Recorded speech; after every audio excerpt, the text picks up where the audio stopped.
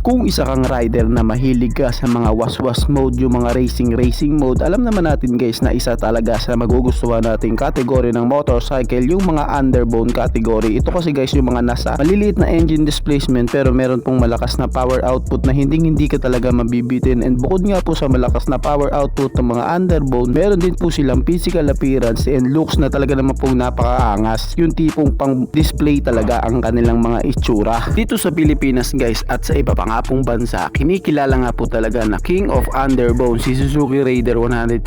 Alam naman natin guys na napakadami na din naman po talagang napatunayan nito pagdating sa motorcycle industry, at katulad nga po sa kanyang category nga po na talaga naman siya ay isa sa malakas na underbone. Syempre guys, alam natin na dito nga po sa Pilipinas meron na din pong iba na kinikilala na nga po na pinakamalakas na underbone, katulad na nga lang po ni SYMB F3i na 185cc na ilan nga pong mga rider dito na mahilig nga po sa underbone na sinasabing hindi naman accurate na isa sa underbone ito dahil sa 185cc na daw ito. Pero guys, dito nga sa video na to guys is pag-uusapan natin ang bagong underbone ni Honda na ilalabas po dito sa Pilipinas. Yes po, sure nga po na ilalabas yan dito sa Pilipinas. Dito nga guys sa episode na to is pag-uusapan natin at kung ano nga ba ang update patungkol nga po sa underbone na ito, tsak nga po na magugustuhan ng ating mga kababayan ang bagong underbone ni Honda, at aalamin natin dito sa video na ito kung ano nga ba dapat ang ating aabangan sa kanya. Kaya samahan nyo ako guys na pag-usapan ang motorcycle na ito. Pero bago yan, baka pwede naman na pasubscribe ng aking YouTube channel.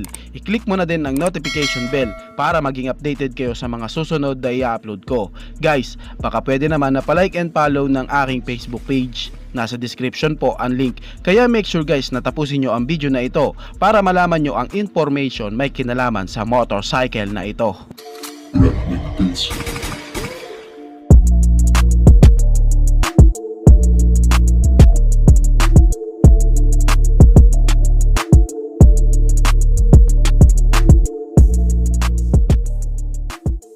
Dito nga po sa actual video na ito mula nga po sa TikTok, credit to the owner nga po pala, makikita natin guys na meron nga pong bagong isinasagawang video ang Honda Philippines. Ito nga guys is makikitaan natin na meron na naman po silang bagong motorcycle na ilalabas dito sa Pilipinas na ginagawa nga po nila ng video teaser.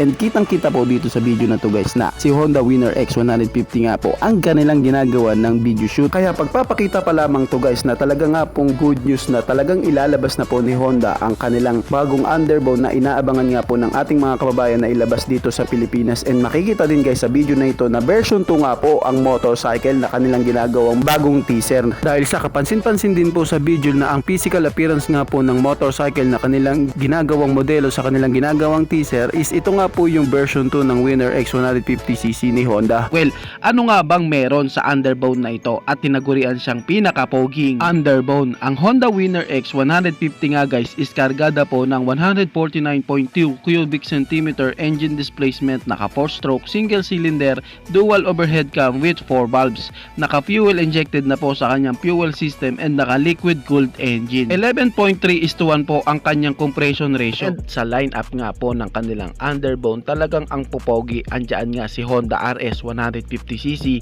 and GTR 150cc na talaga namang ang pupogi. And bukod nga sa may magandang looks, meron pang power output na di ka talaga mabibitin. Ngayon, kamusta naman sa kanyang power output? Ito nga guys is merong maximum power na 15.4 HP at 9,000 RPM, and meron naman siyang maximum torque na 13.2 Newton meter of torque at 6,500 RPM. Para sa kanyang power output guys, well accurate na din sa isang 150cc underbone. Meron na din po siya guys na features na sleeper clutch. Alam naman natin guys na ang sleeper clutch ay isa sa pinakamaganda nga pong features pagdating nga po sa mga ganitong klaseng underbone. Alam naman natin guys na ang sleeper clutch ang makakatulong para nga po mapanatili niyang stable ang rear tire mo kahit mag hard downshift ka, at makakaprotekta nga po sa gearing kapag nag hard downshift ka, and more comfortability dahil sa malambot nga po ang kanyang clutch lever. Si Winner X 150cc sa kanyang looks, kita kasi talaga guys ang pagka futuristic design nito sa kanyang front design and bulky body shape.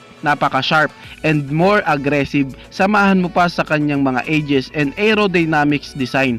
Panalong-panalo talaga ang Winner X 150cc pagdating sa kanyang looks ng bike na ito. Ito pa ang malupit sa kanya guys, kasi isa din siya sa 150cc displacement na underbow na meron pong matipid na gas consumption na kumukonsumo lamang po ng 50 km per liter. Para sa isang 150cc underbow na merong ganang power output and performance, matipid na po ang ganyang gas consumption.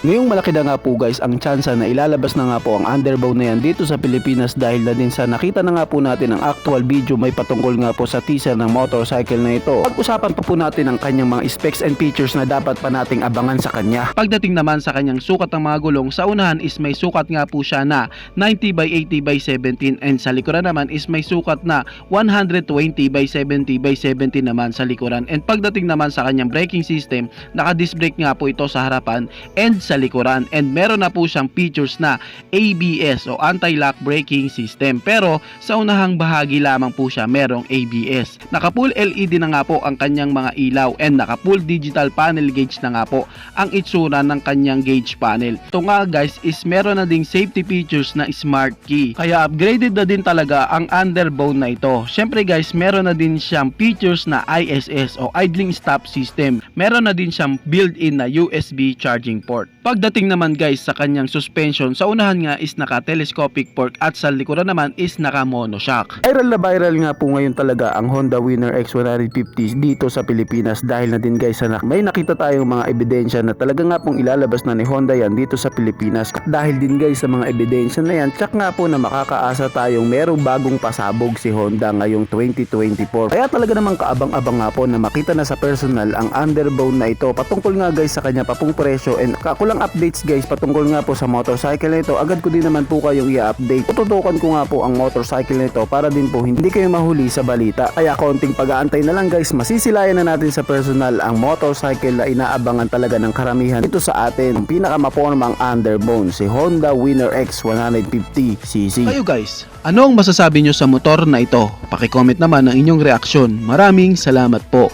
Bago matapos ang video na to guys, baka pwede naman napahingi ng isang like mula sa inyo bilang pagsuporta sa ating munting video.